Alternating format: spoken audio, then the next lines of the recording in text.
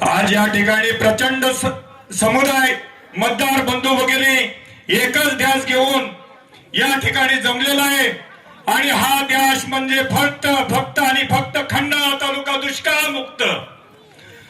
आज या ठिकाणी आपण 2024 पासून पुन्हा एकदा खंडाळा तालुक्याच्या पाण्याची लढाई सुरू केली आणि 2024 ला एप्रिल 2024 ला खंडाळा तालुक्याला पाणी मिळत नसताना त्यावेळचे उपमुख्यमंत्री आणि पाटबंधारे मंत्री माननीय देवाभाऊंना सही केली आणि खंडाळा तालुक्यामध्ये कॅनलला पाणी आलं, सर्व शेतकऱ्यांना पाणी मिळालं। फक्त आणि फक्त माझ्या खेड बुद्रुक गावाला पाणी का मिळालं नाही तर गावातील चुकीचं नेतृत्व, त्या नेतृत्वाने पाणी मिळवून दिलं नाही। हजारो हेक्टर जमिनीला पाणी मिळालं नाही।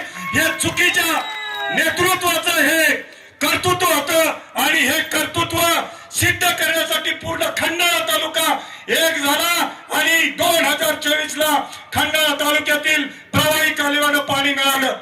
हे पाणी मिळत असताना खंडाळा तालुका पाणी संघर्ष समिती व्हॉट्सअप ग्रुपच्या माध्यमातून काम करत असताना हा ग्रुप आपण विसर्जित करू।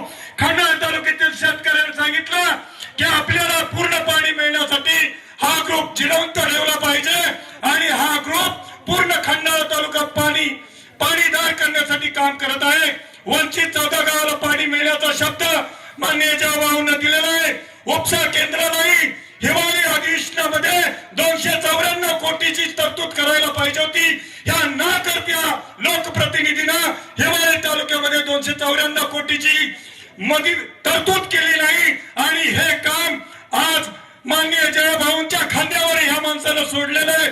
आपण सगळ्यांना निर्धार करायचा आहे, जयभाऊच्या माध्यमातून खंडाळा तालुका पाणीदार करायचंय। यासाठी आपण सर्वजण जयभाऊंच्या पाठीमागे निश्चितप्रमाणे शक्ती उभारती करू।